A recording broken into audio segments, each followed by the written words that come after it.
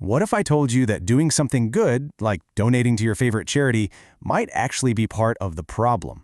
Well, today we're diving into the pretty wild ideas of philosopher Slavoj Žižek.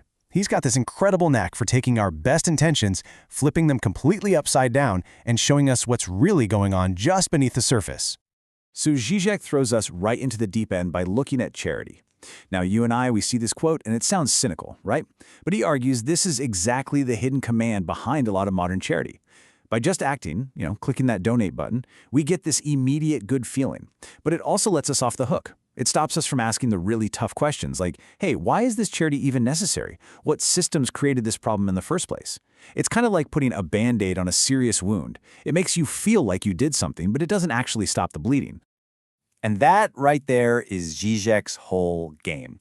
You can think of him as this kind of philosophical mechanic who loves to pop the hood on our everyday beliefs to show us this hidden engine of ideology that's always running underneath.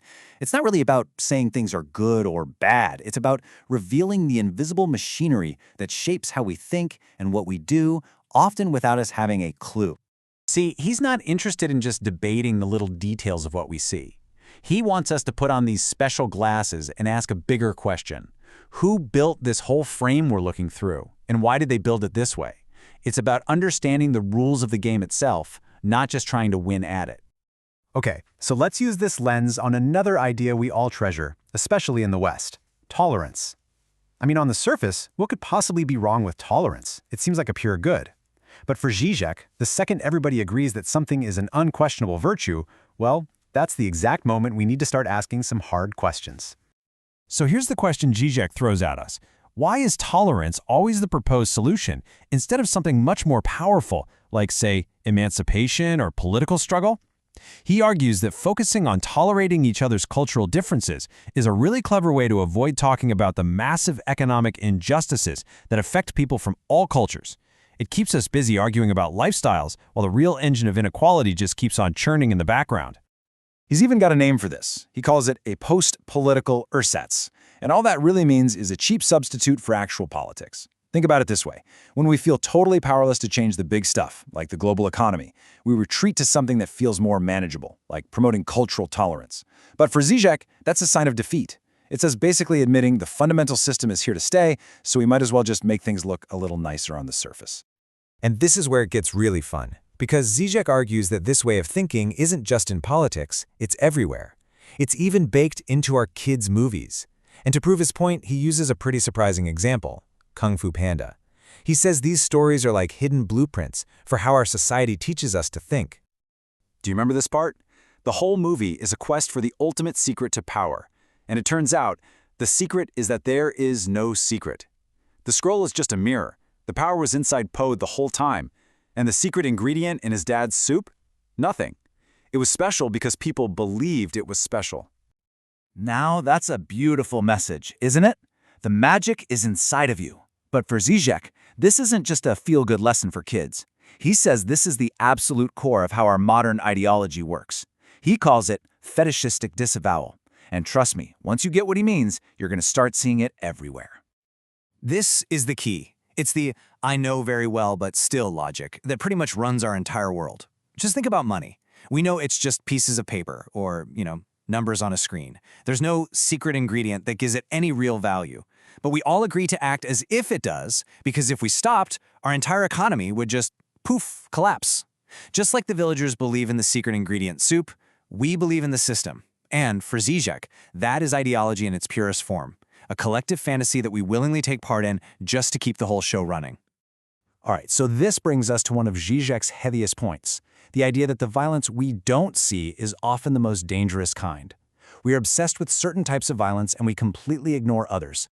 So he makes this really crucial distinction. On one hand, you have subjective violence. This is the stuff that's all over the news, the shocking crime, the terrible attack. It's loud, it's explosive, and it breaks the normal peace. But then there's systemic violence. This is the quiet, grinding, everyday violence of a system that creates poverty or desperation or environmental collapse. It's the normal state of things that quietly sets the stage for all those loud explosions. He gives the example of the long-running conflict in the Congo.